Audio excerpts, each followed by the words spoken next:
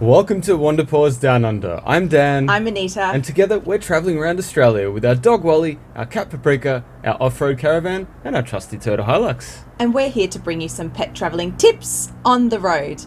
And in this episode, we're actually going to be going on a road trip. We're going to be going from Cairns to Townsville-ish area. Mm-hmm. So expect epic swimming holes, how we managed to navigate the many national parks in this area while travelling with pets. Yep. Australia's largest single drop waterfall. Guys, this is next level. And also... Yep. And even some pet-friendly free camping on the beach. On the beach, free with pets. Say no more. Let's get into it. Actually, before we do, remember to hit that subscribe button. Tell your friends, tell your family. We'd love to connect with each and every one of you. Let's do it. So where did we start? So I guess naturally we're going to start in Cairns because that's where we started.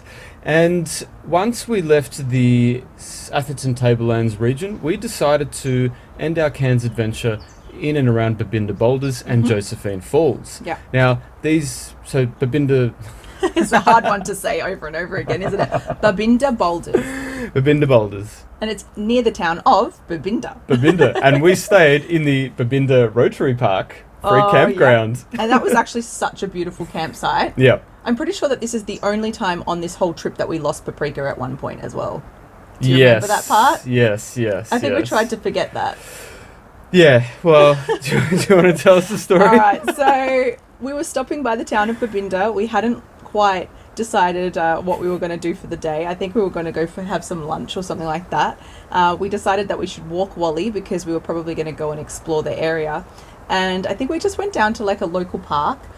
And, this was probably our biggest mistake that we've made and a lesson for anyone that is a cat owner. So Paprika, as you've seen throughout our trip, has been pretty much off-leash at our campsites often. So we kind of got like this confidence that Paprika just knew where to go, right? Yeah. So this time we weren't traveling with the caravan and we were just in the car and we had stopped at this park and let him out of his backpack. Now, what we didn't realize is Paprika, when he's not been left out of the caravan or he doesn't know where the caravan is, being a poor little kitty cat, he tends to get a little bit confused because he doesn't really know where his home base is. So lesson to cat owners, even if your cat is acting experienced in your travels, there's certain, environmental things that can really spook them. So Paprika pretty much was let out of his cat backpack and he spooked so much that he ran into a drain. Yeah, so he got this until he didn't got this, and he bolted into that drain. Now, we fortunately, one of us panicked. The other person sprang into action. I was useless in facing danger. I was useless. I just freaked out, and I was like, Daniel, do something. Yeah, anyway, meanwhile, Daniel was doing something. Daniel got into the drain and looked around for Paprika, managed to find the little guy. Yeah. He was pretty confused and lost and meowing. Black. Yeah, and he was also black. Anyway, I just managed to grab him and he slipped out from under me and he went deeper into the drain. Now, he was about to go underground and that would have been probably it. We don't know what we would have done. We'd have to call. I just managed to grab him actually like slightly by the tail. But then I managed to hold onto his body, dragged him out of the drain, came out of there. He was like, literally 50% of him was just dark brown / black. Yeah. So, I mean, I wouldn't say it was a delightful thing that we had to do next. You were black too, and the cat was black. But we had to hose each other down. Nobody was going back into the car in that state. So we had to hose the kitty down. Yeah. So this was one of those really sad little moments where we kind of went, okay, we've pushed him a little bit too far. We've not really thought this through. And that could have been the end of Paprika's trip or even ours if we didn't know if we could find him or not. So thank God everything went okay in this situation, but it does give a warning that they do need to know where their home base is if you're going to let them out, like, unleashed. Yep. We learned the hard way. We did. So we didn't want to push our luck too much more that day. We proceeded to the nearest free campground, which actually ended up being really, really awesome, called Babinda Rotary Park Rest Area. Yeah. So this one's actually pet friendly. It's got heaps of trees. It's on the bank of a creek. Beautiful. So you can go for a swim. There's toilets. There's even a water fill up. Yeah. It's free. 72-hour stay.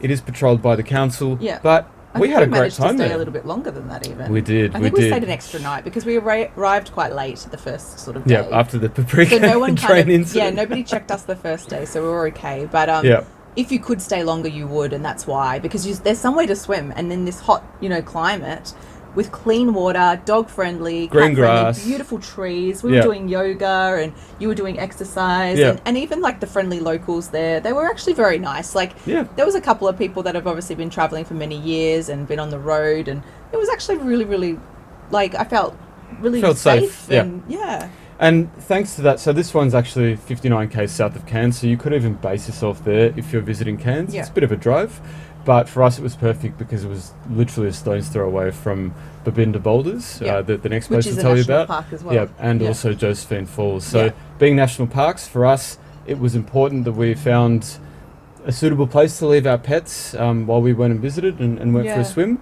So this was a great area because there was lots of shade and it was quite cool, even in the heat of the day. And we felt confident leaving our babies behind with a fan and sometimes even our aircon on batteries. You can check out our episode about the aircon. It can run for up to 3.5 hours off batteries. And I think even there is a campsite just outside of Babinda Boulders, isn't there? There is, But it was pretty packed when we were there, and I'm not sure if it was pet friendly. So it was just outside of the national park. And we actually sneakily, like on the first day before we had stopped at the Rotary rest, I'm pretty sure that we parked up the caravan right next to that rest stop and left the pets in there when we went into Babinda Boulders. That's true. That did happen. I forgot that we did that. I think we got the messaging around the wrong way because that was the same day I think that we lost Paprika maybe. What a great day that was. Yeah, so what we actually did is this is a little sneaky way that you can probably visit the area. So just before the campsite outside of Babinda Boulders, there's actually a parking spot. So if just on the side of the road, little grassy area. Just on the side of the road. So if you have a van and you can park it in the shade there and you just want to visit the boulders just for like a couple of, maybe an hour or so, it's a good spot. Yeah, good tip. I actually forgot about that. Yeah, so did I. So we actually left them in there. It was nice with and the cool. aircon on. Yeah, it was nice and cool in there. We went for a little walk, did the hike up Babinda Boulders. It's very short. Sort of walk up there, 1.3 kilometre return walk. Yeah, it's a short walk. It's only 65k south of Cairns. It's actually known as one of the most iconic attractions in and around the Cairns region. And it's characterised by very, very, like heaps of little cascades, but also massive, massive boulders, surprise, surprise, as the name suggests, where the water flows through and into them. And there's actually a lot of underwater caves there, which you can't see if you're standing up above. So unfortunately, a lot of people have actually lost their lives, especially in the past 70 or so years. I think these stats were 21 people since 1959.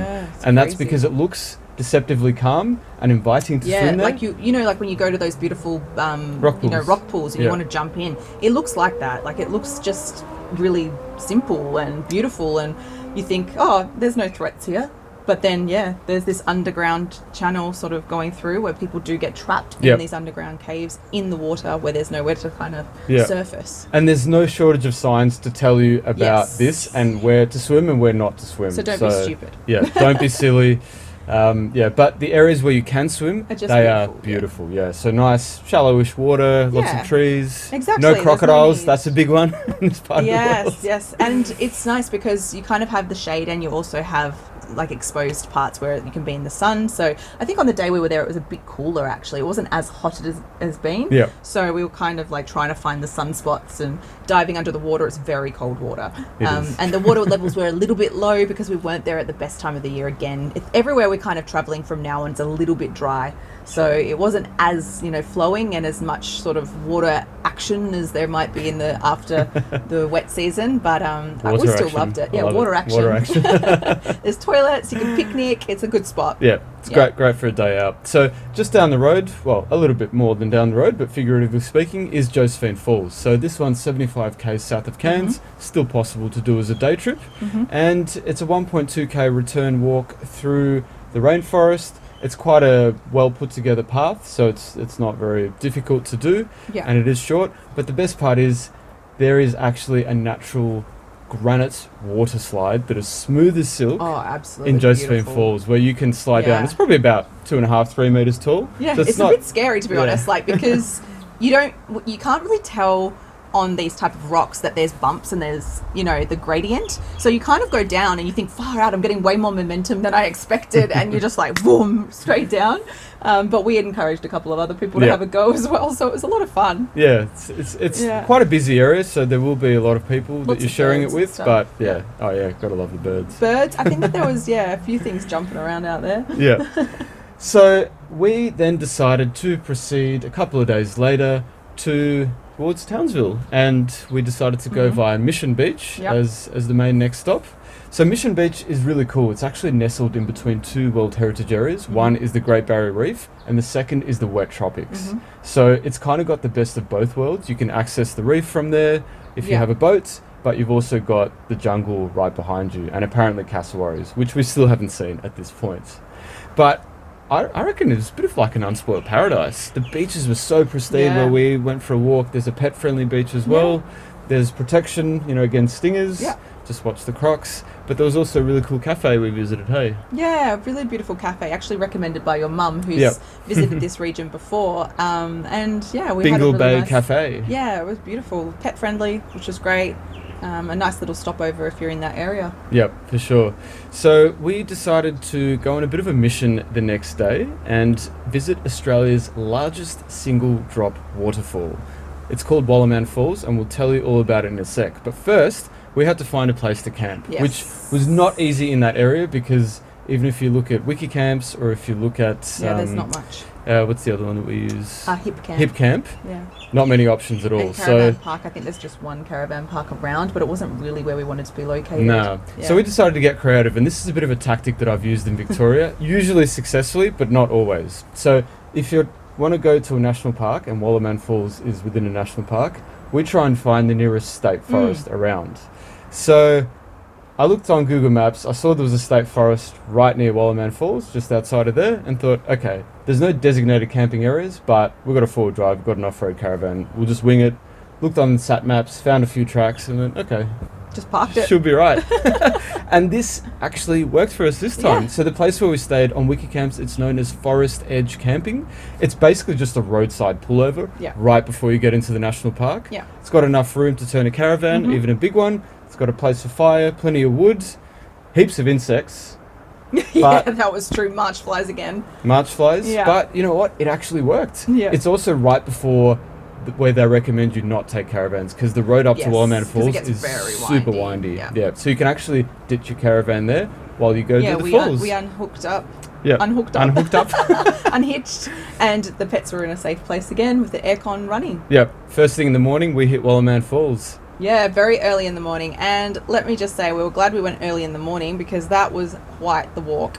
Once you sort of decide that you're going to do it and you're going to go down to the base... And you got to do it. You start to go, this is a long walk down. Like a really long walk down. And all I was thinking is the whole time, we have to go back up. Yeah, that's the problem. It's all well and good to go down, but then you have to finish going up. We have to go back up here.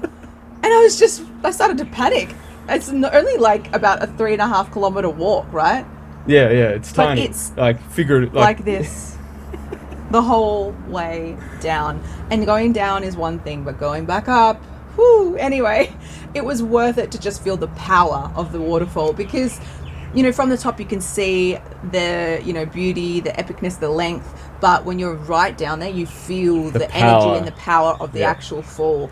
And it was crazy. I personally wouldn't recommend swimming there. I'm sure that people do. But that waterfall is quite powerful, so well, for me, it was not really on the list that time. Plus, it wasn't. I didn't want to walk up the wet again. Nah, the power was too much. But this is because it is actually Australia's largest single drop waterfall, 269 meters. Whether you're there in a dry part of the season or in the wet season, it is epic. It is just mind-blowing how really big and powerful this waterfall is. It's it was so powerful, it almost felt sacred to me. Yeah, absolutely.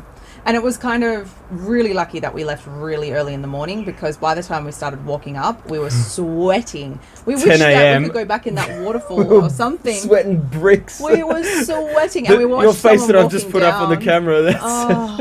Because it was so much like of a straight up walk, like incline. And my thigh muscles were hurting pretty hard after that walk. Yeah. And we're pretty fit, you know, like it was painful. Super 'Cause intense. in the humidity, everything's harder anyway.